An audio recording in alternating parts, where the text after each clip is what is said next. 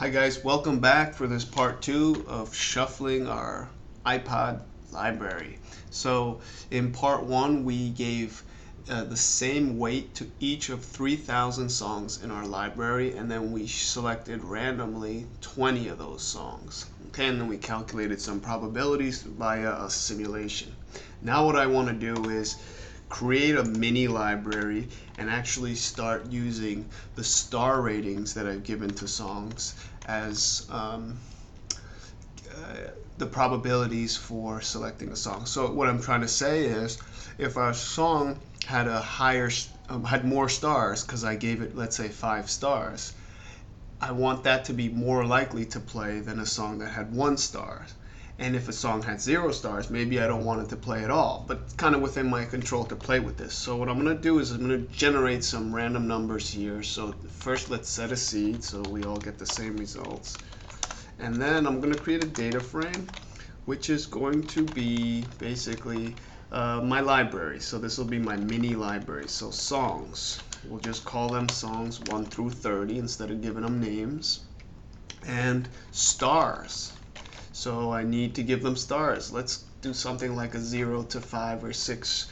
So using the R Poisson, that this will generate Poisson random variables. So I want 30 of these, and I think if I set a lambda of 2, I should get 0, 1, 2, 3, 4, 5, 6. And that's really what I'm going for. You might get a 7 in here too, but it's unlikely. So let's see what we get. So if I look at df, my data frame, I have 2 variables, the song titles, and then the star ratings. So you see I have this song 1 has a star rating of 2, song 2 has a star rating of 1. There's song 10 with 0 star rating, so I really hate that song. Song 17 has a star rating of 5, so I really love this song. I want this song to play a lot. And likewise with song 12, it's got 4 stars, so I want it to play a lot as well.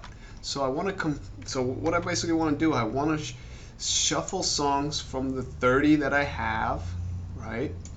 But I don't want all of them to have an equal chance of being selected like we did in part 1 in the earlier video. I want songs with more stars to have a higher chance of ending up in the shuffle. So let's choose some parameters here. So I have 30 songs in my library. So my library is a lot smaller than the previous tutorial, but 30 songs in my library, and I want to shuffle, let's just say 5. Okay, so first off, how many different shuffles can I end up with? So that's combinations, right? 30 choose 5. There's that many possibilities of songs of 5 out of 30. Okay, so let's work on the weights first. So let's create a variable called weights. And what weights is going to be is we're going to take the stars and then we're going to divide by the sum of stars. And so what this will do is it'll kind of just transform the stars to be between 0 and 1, and also for them to sum up to 1. Okay, so let's see, the sum of these weights should be 1. Yeah, and if we look at the new variable we created, we'll see, for example, that a song that has 2 stars has twice as much weight as a song that has 1 star. A song that has 4 stars has 4 times as much weight as a song that has 1 star, and so on and so forth. A song that has no stars has no weight. Okay, and what I want to do is now use these weights as probabilities. So the song 1 is going to have twice as much chance of playing as song 2. Song 4 is going to have song 12 is going to have 4 times as much chance as playing as a song with 1 star. And a song with 0 stars, we decided to give them no chance of playing. Okay, so what I could do is, using sample again, instead of sampling, let's just do a regular random sample which gave equal weight to every song. Okay, let's choose 5. We said we're going to shuffle 5. If I do this, I'm giving each of these 30 songs an equal chance. Okay, I wanted to improve on that. That's what we did in the previous video. So there's a argument in the sample function called prob, which allows me to give probabilities. Since I'm choosing from a list of 30, each of these need to have a probability. So that could be in the form of a vector of any sort. And since I already have these in the weights, I can just do it this way. Okay, and I can just keep generating these, and that's fun. And you'll see, so what I expect now is that if I were to do this thousands of times, that a song like song 17 that has 5 stars, and song 25 that has 4 stars, and 27 that has 4 stars should show up a lot more than these songs like 18 and 20 that have 1 star. Okay, I want to see this pan out. So in order to do this, I want to replicate this process, then tally up the results, kind of like how we did in the first video. We should see much higher probability of seeing songs 17, 25, and 27.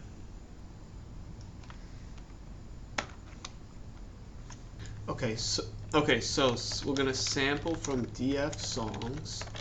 We're going to sample 5, and the probabilities are equal to DF weights. Okay, so here's our first sample. Now, let's replicate this. Let's see what this looks like. So let's replicate it just like 3 times. We're going to end up with a matrix here. Each column here represents 1 replication. So here's 3 shuffles, if you like. So if we shuffled for 5 songs once, then twice, then 3 times. Okay, and these would be the results. So you can see song 17 showed up in the first shuffle. It showed up in the third shuffle. So it's quite likely to show up. That was the one with the highest stars, 5 stars, and it had the highest weight as a result. Okay, but let's kind of run this a lot more times and actually see the results. In fact, let me show you what I'm going to do first, because when I do it a lot replications, it's not going to be easy to see. So I'm just going to save this to a vector. Here's V. We just saw V, and let us kind of let's run that again. I don't see 17 in here. I want it to show up once. Okay, there it is. All right, so there's V. Anytime you do things like sample or R binom, R Poisson, and all these, it's asking for random numbers. So each time you do it, you might see you'll see different results unless you set the same seed, and then you'll get the same results. So anyway, here are 3 shuffles. Now what I want to do is I want to check, let's say specifically for song 17. So what I'm going to do is convert these to a matrix or a bunch of vectors. Logical vectors. So you see 17 never showed up here, so we got a whole bunch of falses. 17 showed up as the third argument here, so there's the true. 17 never showed up here, so all falses. Okay, now I want to be able to count I want to be able to sum up per column. So let's sum in the second dimension, which are columns. Function equals sum of this guy. So you see it's summed 1 here. Okay, and then what I want to do is sum these guys. So that's how many playlists or shuffles song 17 showed up in. And I know it was out of 3, so I could then divide this by 3. And then if this was my mini simulation, song 17 showed up in a third of the playlist. That's not really good to play off, to go off of, because I only replicated 3 times, but now we're going to easily extend this. So let's go back up, and instead of asking for 3 shuffles, let's ask for 100,000. So let's be clear what we're doing. We have 30 songs in our library. We're gonna we're not gonna randomly select. We're gonna select 5 of these songs. okay? And we're going to use the star ratings, which I rescaled to call weights, as probabilities for each of the songs. And so I'm going to get 100,000 shuffles of this from this library of size 5. Okay, and that's what I'm going to save that to V. So this will take a second. Okay, there we go. Now what I want to do is I want to see how many of those 100,000, right, had song 17 in it. Okay. So apply will let me apply a function to a matrix. A matrix has 2 dimensions, so I can choose to apply it to the rows, which would be 1 here. Okay, 2 says apply it to the columns. So it's going to look at each of the columns, and here I had 3. Now I generated 100,000, so I have a lot more of these.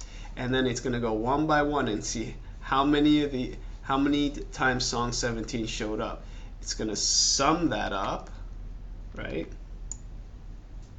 And then I'm going to divide that by how many shuffles I did to see the proportion. So we could do that in steps, I guess. Let's just not divide by 100,000, see what this does, what we get. So out of 100,000 shuffles, 43,776 had song 17 in it. And if I just divide by 100,000, that will make 43.776% of playlists had song 17.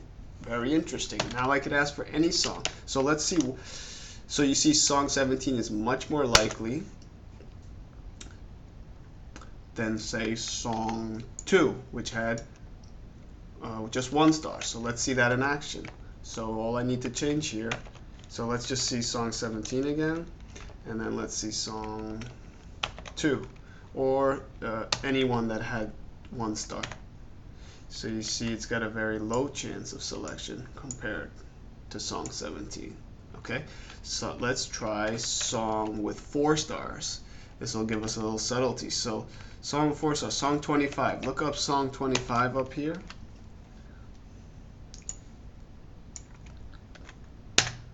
And we see it's much higher than 1 star, but it's lower than a 5-star song like song 17.